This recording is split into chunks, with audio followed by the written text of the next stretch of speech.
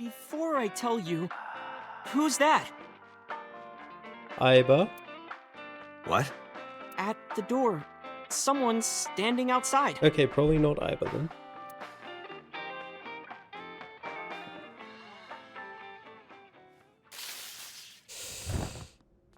Great.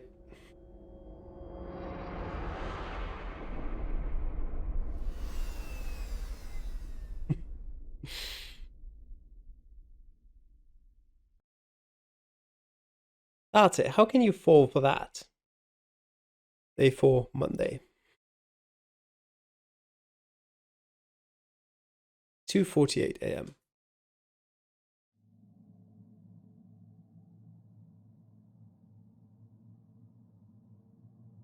When I woke up, I was lying on the sofa. Where am I? My head was killing me and my memories foggy. I felt a sudden pain in my neck.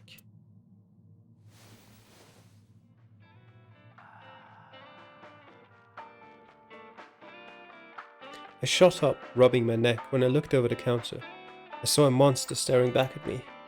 It took me a few seconds before I realized it was just Mama. It looks like you're awake now.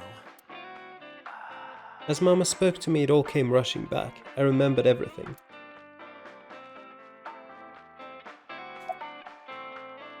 Where's Ota? Ota? The boy I asked to watch the bar? I'd say he's too old to be called a boy, but yeah. He was already gone when I came back. All I saw was you getting your beauty sleep on the floor. Damn it, Ota. What are you thinking? It appears that he took off with Iris. What were you doing during all this? My power was shut down due to the stun gun. I have rebooted in safe mode and am now operational. What time is it? It'll be 3 o'clock soon. In the morning, of course. Why didn't you wake me up? I tried. You wouldn't budge. I thought you were passed out drunk, so I left you like that. But I didn't have a glass in front of me, right? So you weren't drunk? Didn't have a single drop. Oh, I thought you were drinking straight out of the bottle. Just like the old days.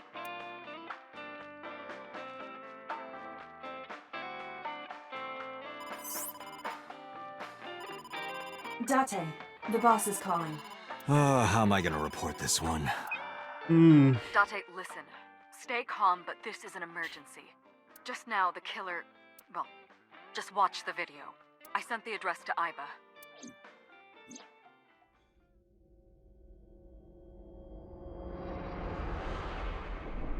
Oh. Iris!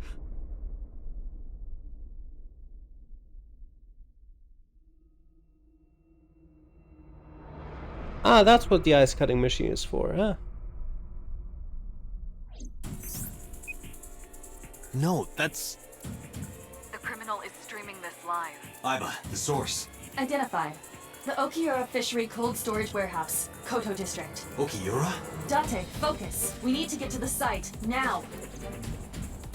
I thanked Mama and ran out of marble.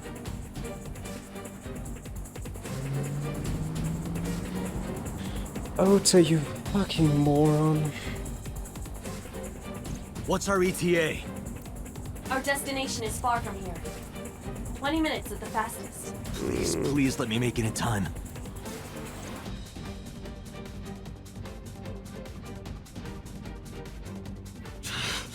That sick bastard!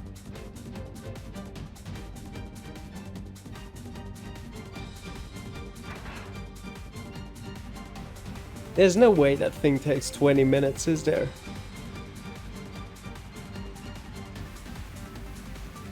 Nope. That thing's gonna be done in a minute. Tessa! Hold on! I'll save you!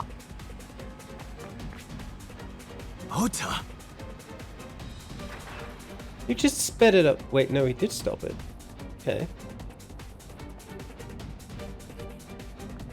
Stay away from Tessa! Ah! He specifically ran off screen. I kept my foot to the gas the whole time. I could feel the sweat on my palms. The engine raised a high-pitched scream. but I could barely hear it. A heartbeat was pounding in my ears, shaking me to the core. How much time had passed? The feeling of time itself had disappeared. Eventually, the car reached a long bridge. Shortly after, the image changed.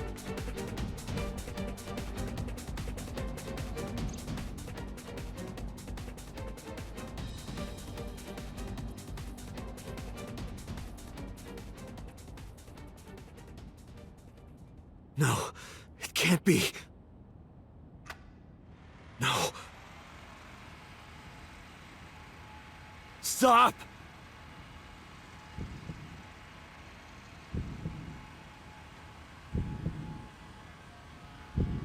No!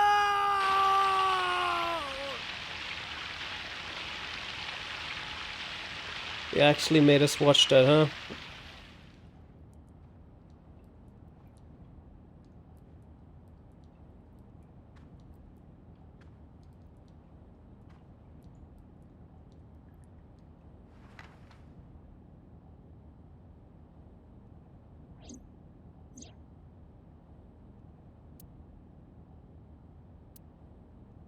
No!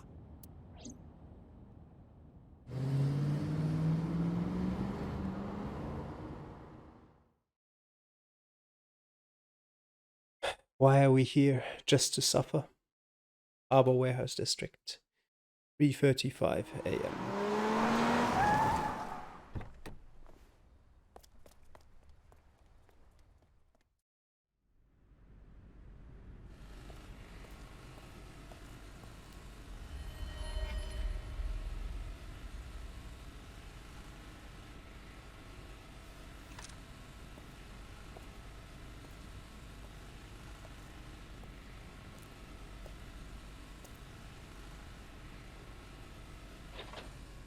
Okay.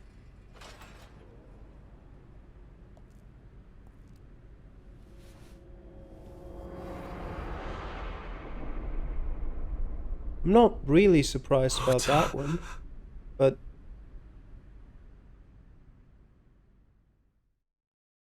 Iris looked like she was still in one piece back there. I wanted to investigate. Police headquarters, Monday, 10:02 a.m.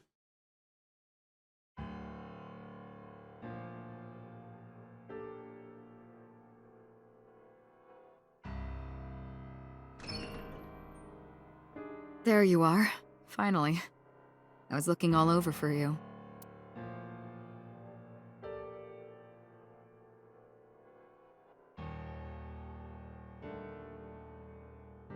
It's rare to see you down like this, but it's understandable. You blame yourself for this, don't you? Beating yourself up about taking Iris to Marble, and about letting Ota get the upper hand on you. Am I right? Shall I tell you what Investigation HQ thinks? Ota Matsushita is a criminal stalker who committed murder-suicide. I mean, it's possible. Ota had a selfish love for Iris. I doubt it's actually going to be the case, but it is possible. He was under the delusion that Iris loved him too. But Iris refused Ota. So Ota decided that he and Iris should be together in the afterlife, killed her, then killed himself.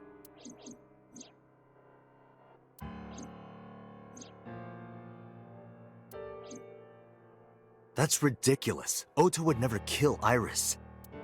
And how do you explain the other two murders? Iris's left eye was hollowed out. Just like Renju and Shoko. Those three murders were definitely executed by the same person.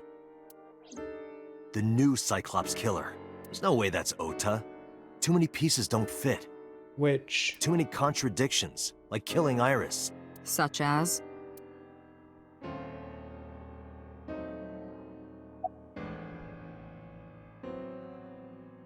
Ota had no incentive to kill Renji. Well, I could think of a reason or two. Maybe he was thinking like this. The reason Iris and I can't be together is because her agency prohibits it. Possible, though Iris herself in a different timeline at least, and to Date, not to Ota, said it'd be fine. Sort of. making the president, Renju, the ultimate bad guy in his mind. Mizuki is Ota's close friend. Do you really think Ota would kill his friend's father? Yeah. Yes. Let's continue. Shoko was married to Renju.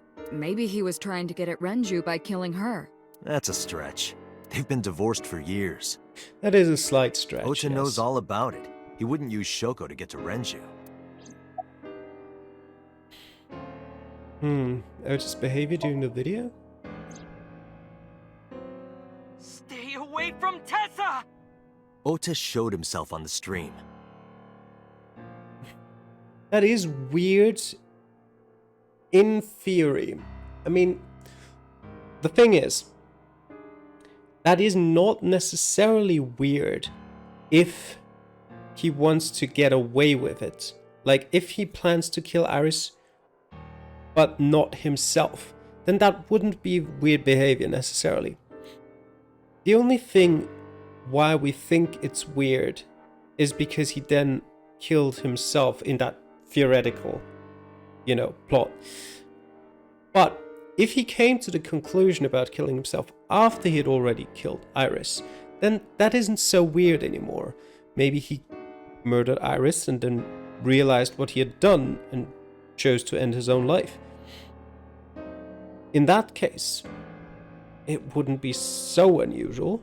If he was gonna kill Iris and then himself, why would he do that? The only reason you would show yourself like that is to prove that you weren't the culprit. Ota and the polar bear on the screen at the same time would prove that they're not the same person. That behavior would be totally unnecessary if he was gonna commit suicide anyway. Well, maybe he wasn't planning on dying at first. Yes. Game. Explain what I was just saying. After he killed Iris, he realized that he couldn't live with himself. Yep, I would have written it exactly so he like lies that. down on the workbench and turns on the ice cutting machine himself? I don't buy it. What about the polar bear costume? The culprit was wearing a polar bear costume, probably to hide their identity. But if murder-suicide was the plan, the costume served no purpose. There are some additional discrepancies. I analyzed the investigation report. Judging by his wound, Ota was stabbed in the side by a kitchen knife or something similar. That could have happened while fighting Iris beforehand. Are you sure? I am. I told the boss what I've found. Oh, I know that. Well? Ota could have stabbed himself. Possible. Maybe he thought it would be a fatal wound, but when it didn't work, he went for the ice cutting machine. Then, shouldn't we have recovered the kitchen knife from the scene? That's a fair point. Maybe he threw it in the ocean. Boss, come on. Ota goes out to the water, stabs himself in the gut, throws the knife over the side, then walks back to the warehouse? Well, we would have needed to find blood. Well, I wasn't being serious. I didn't think Ota was the culprit from the beginning. I was just playing devil's advocate for HQ. Really? Yes, really. Anyway, Ota didn't kill anyone, and he didn't kill himself. Here's what I think happened. Stay away from Tessa! Ota knew Iris was kidnapped, so he rushed onto the scene. That's when he saw the culprit wearing the polar bear costume. He tried to fight him off, but ended up being stabbed in the side. He was weakened and losing blood at the culprit's mercy. The culprit forced him into the costume, then under the ice cutting machine, and then... Also perfectly possible. Then, who is the culprit? I wish I knew. We're up to 4 victims, but Ota was a special circumstance. He wasn't specifically targeted by the culprit. Right. And he was the only one to not have his eye pulled out. I was just about to ask that because I couldn't remember if he had his eye cut out or not. So let's focus on the 3 other victims. Shoko, Renju, and Iris. What connects these 3? Connections. If you find a connection between the victims, you find a connection to the culprit. That's the theory of investigation, right?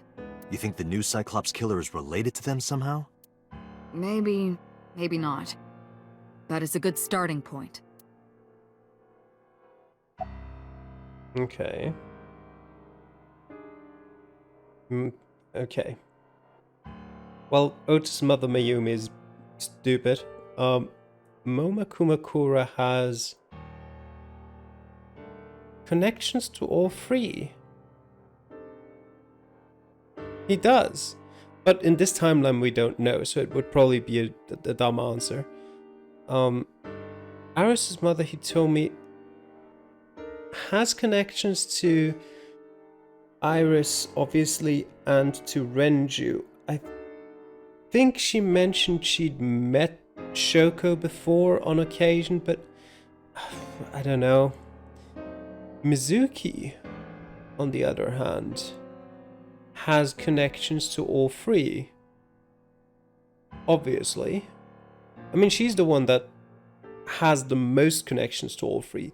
Moma and Hitomi do have connections to all three as well, but to a lesser extent, and Mayumi just makes no sense. But let's go with Mizuki. Mizuki has the strongest connections with Yeah. all three victims. Shoko and Renju were her parents, and she was close friends with Iris. She was good friends with Ota too. But that's why I could never believe Mizuki would kill all four of them. Also, she surely weighs less than 105 pounds. Thinking of her as a suspect is ridiculous. Well, the next strongest connection would be Hitomi. Hitomi and Renju are definitely linked. They were high school classmates, and she did say that she met Shoko Yep. twice. Didn't remember how often, but I did remember she said she met Shoko. But I can't imagine she would kill Iris in such a gruesome way. No matter Yeah. what the circumstances were, it seems impossible to me. Renju and Shoko were connected to the Kumakuras, but there's no connection to Iris. There is, you just don't know it in this timeline. But either way, wouldn't be it. So Sejima. Renju, Shoko, and So. There is a connection between Renju and Shoko through the Kumakuras, but again, I can't see any clear link to Iris. Me? I know Renju and Shoko, and I'm connected to Iris, but I have an alibi. Aside from Shoko, there's no way I could have killed any of them. No, now that I think about it, Shoko too. I don't remember killing her. My memories from 6 years ago are missing, but I still have my memory of recent events. And if I start doubting myself now... Date, I can say without a doubt that there is zero possibility you are the new Cyclops killer. I have been working with you for years. But what if it's you, Aiba? I know better than anyone that joking. you are innocent. I mean, Mayumi makes no sense. Mayumi had motive for killing Iris and Renju. I guess. Has she ever met Renju in the first place? Mayumi hated Iris, and she didn't think well of Lemnis Gate either. Yeah. And since Renju is the president... Anyway, the weak point is Renju's ex-wife, Shoko. I can't imagine why Mayumi would kill her. And above all else, she would never harm her only son, let alone kill him. I thought it over, boss. Of the people I know, I can't peg any of them as the murderer. And no leads to pursue? No. Then there's only one thing you can do. Continue your investigation. Do whatever it takes to get the culprit, to get justice for the victims. You're right. Got it, boss. Alright, I guess we're continuing the investigation. I mean, we might as well start at the cold storage warehouse.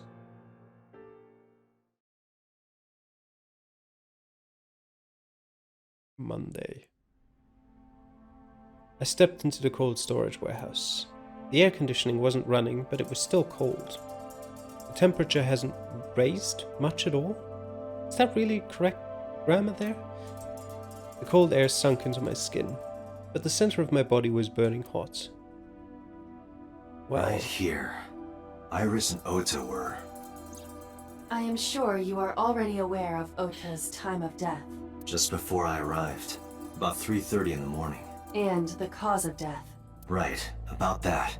Ota had a stab wound from a kitchen knife in his side. Correct. What was the exact cause of death? Was it the knife wound, or... I cannot determine that.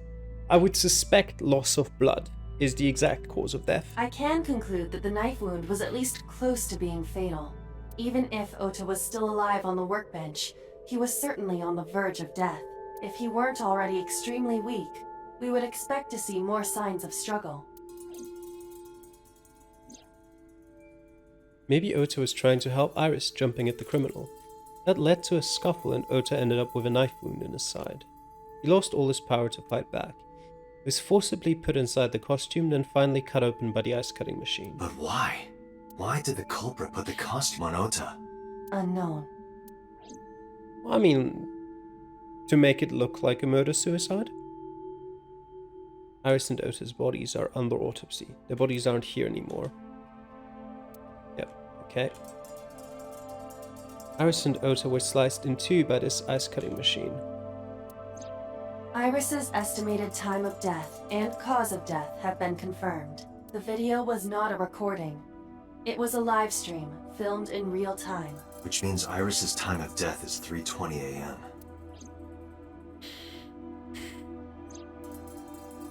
Iris also had her left eye removed. Yeah. And like Renju and Shoko, Iris's left eyeball has not been recovered. Someone's out there keeping a real sick collection. A forklift? This forklift is old. It does not appear to be functional. It has not been moved in some time. Tire and floor are covered with a layer of ice, yep. A video camera and laptop. This is what the criminal used to stream. All of these items have been bought from pawn shops and thrift stores. It would be difficult to determine a suspect from them. I have logged into the Wi-Fi in this warehouse. Okiura Fishery Co., Ltd. is listed as the owner. However, I found the password written directly on the router. Anyone who saw it could have used it. Right. I have done some research. As the name suggests, the company is owned by the Okiuras. The same Okiuras we know. Renju's father created the company. Another connection to Renju. No, actually. Currently, Okiura Fishery has nothing to do with Renju. The company has been managed by office representatives for the past 17 years after Renju's father died. We know this. Renju holds no shares and is not involved in the management. In short, Renju did not inherit the company from his father, and it was instead given to other persons. But it can't be a coincidence. It certainly is suspicious. Date, we should get moving. Officers from the local jurisdiction are checking the warehouse thoroughly. We will not find anything of importance here. Yeah, you're right. You can ask CSI to inform you if they find anything. All right. Inform me, please. Any clues? No, nothing so far. Alright. How about you? Any progress? I checked this place point by point, but didn't find nothing. You didn't find nothing, then, well, what did you find? Alright, I'm heading out. I'll let them know when we left the warehouse.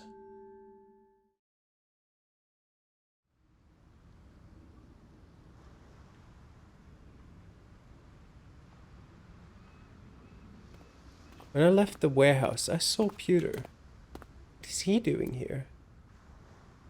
He walked up to me while I was trying to work it out. Date, I have to talk to you about something. Huh?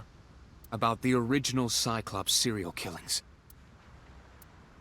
Why this all of a sudden? Because I want you to solve this case, Mr. Date. I want you to find who did this and bring them to justice. So, if I can help you, even a little... Why didn't you say anything at Abyss? The boss was there. I couldn't speak openly in front of her. So, I decided to meet you here. All right. Let's hear it. Earlier, I told you that I was completely certain the original Cyclops killer couldn't have committed these crimes. You did. I am absolutely certain the original Cyclops killer could not have committed these crimes. Let me explain why. I'll start by telling you the identity of the Cyclops killer, although it's more accurate to say killers. More than one? In the first series of killings, the culprit had an accomplice. One of them was born a murderous psychopath. The other is Rohan Kumakura, the previous chairman of the Kumakuras. Okay. They each had a role to play. The murderer committed the homicide. and Rohan removed the eyeball. But Rohan is dead, so it can't be him. Okay. 18 years ago, Rohan took a woman's eye. She was already dead. He put his finger into her eye socket and gouged it out. The reason why was simple. He was fascinated by women's eyes. Their beauty stimulated his greed and his desire to possess them. He needed to have them, to make them his own.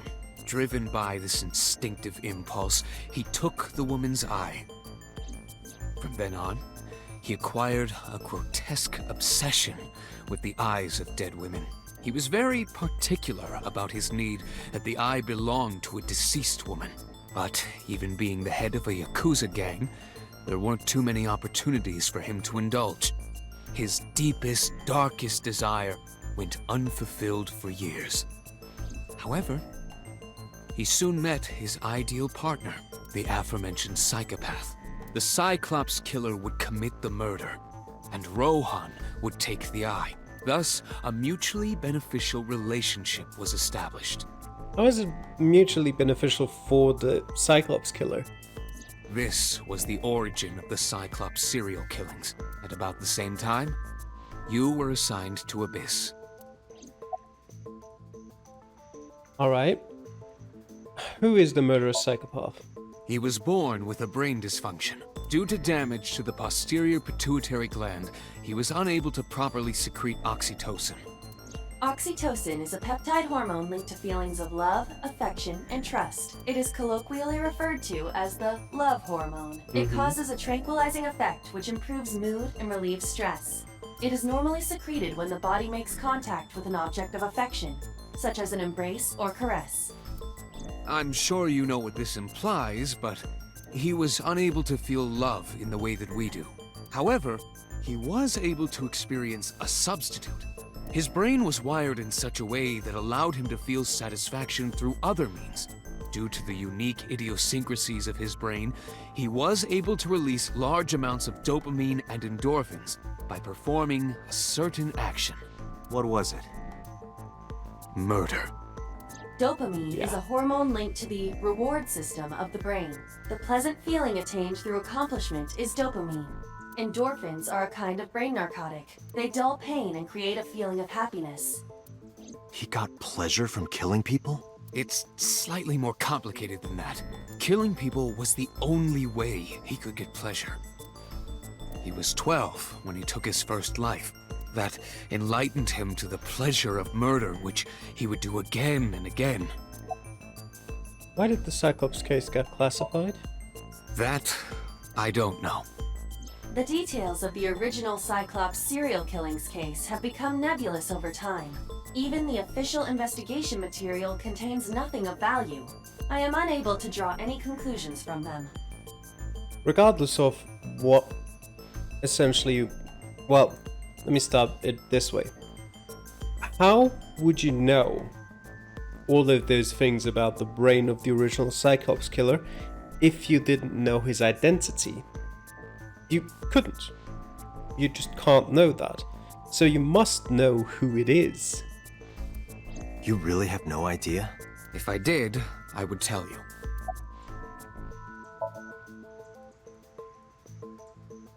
The original Cyclops killer had an accomplice, There were two Cyclops killers. and one of them was the former chairman of the Kumakuras, Rohan Kumakura. Rohan committed suicide by jumping to his death 1 year ago. That means... Pewter, tell me this. One of the original killers is dead, I know that. But that means one remains. Who is he? After his fourth murder, he was arrested by the police. They actually picked him up on other charges. But, in any case, he is currently serving a life sentence in Fuchu prison. Let me guess. Number 89? Fuchu prison? Yes. What's his name? In prison, he doesn't have a name. He is simply called Number 89. Surprise. Number 89. I know who killed Shakonadami. So, now you know why I said that. that the original Cyclops killer couldn't have committed these crimes. Because one is dead and the other is behind bars. Neither of them had the opportunity. What was all that about it being like an unsolved case then, and the killer having gotten away or something like that? That's just not true then, is it? And why does Boss care so much about whether we know that it was number 89 who did those killings? The other option here is that it just wasn't number 89 and Pewter is lying to us. All very interesting things, very interesting theories, but we'll have to wait until next time to find out more. For now, I thank you for watching. I hope you're enjoying this, the video, and the whole playthrough, and I'll see you guys again next time. Till then, bye.